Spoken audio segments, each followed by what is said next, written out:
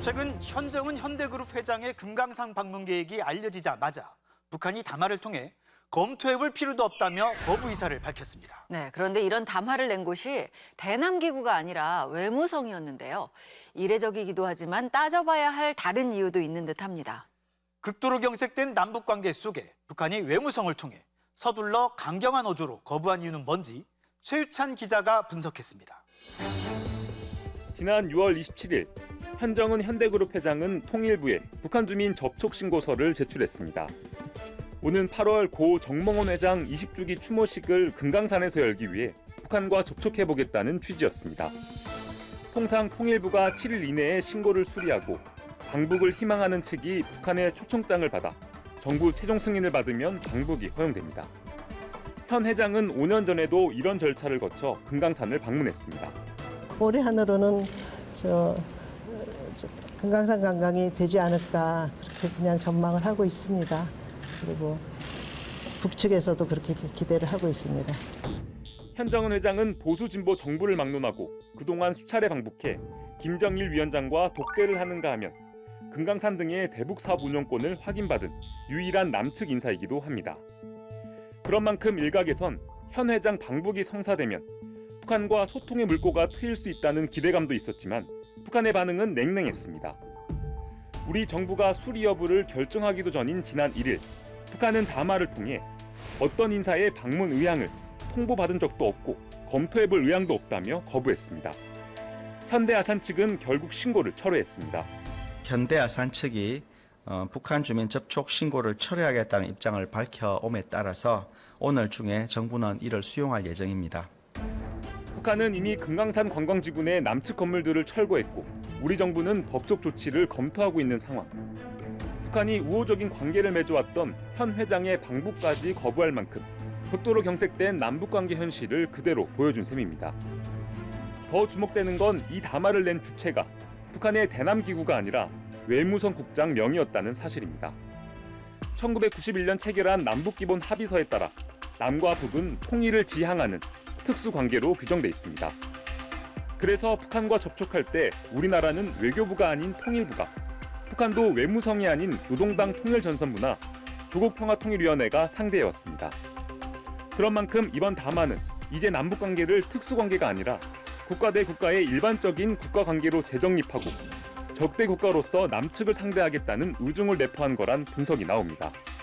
남한과 절대로 상대하지 않겠다라고 얘기를 했고 남북관계에 대해서는 적대적이고 강경한 입장을 유지하겠다는 그런 견해를 볼 수 있습니다. 대남기구였던 조국평화통일위원회는 이미 폐지됐거나 유명무실해졌을 가능성이 높습니다.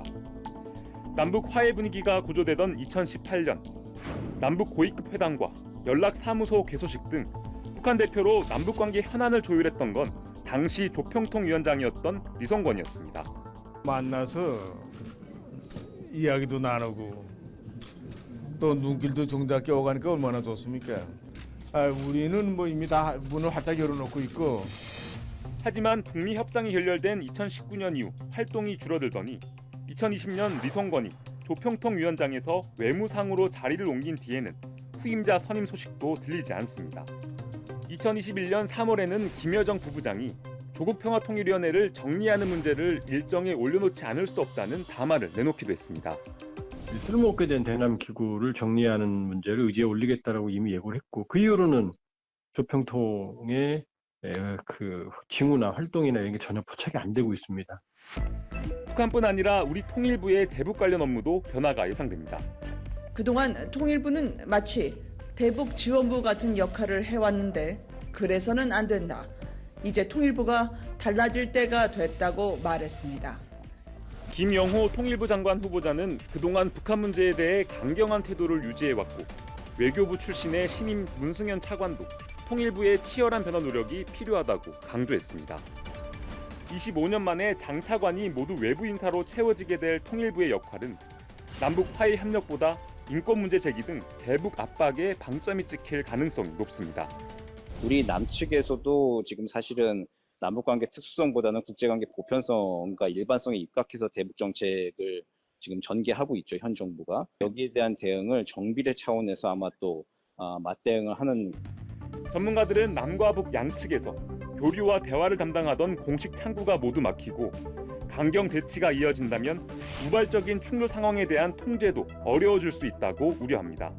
지금은 남북 연락 채널 모두 끊어졌고 그다음에 강대강 국면이 지속되는 지금 남북 양측의 입장이 지속이 되고 있기 때문에 이런 경우에는 사실은 우발적 충돌을 방지할 수 있는 그런 채널이 전혀 없는 상황이거든요.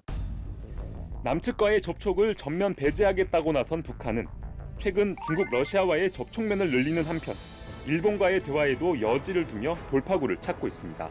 북한이 미국으로 가는 채널을 남한이 아니라 중국을 통해서 확보할 수 있는 거고, 일본은 지금 북한에 대해서 뭐 북일 정상회담이나 관계 정상화에 대해서 거의 노골적으로 이제 지금 어필을 좀 하고 있는 상황이기 때문에 북한 입장에서는 지금 미국과 일본과 대화 채널이 있는데 굳이 남한과 대화를 해야 될 실익이 없는 셈이 되는 거죠.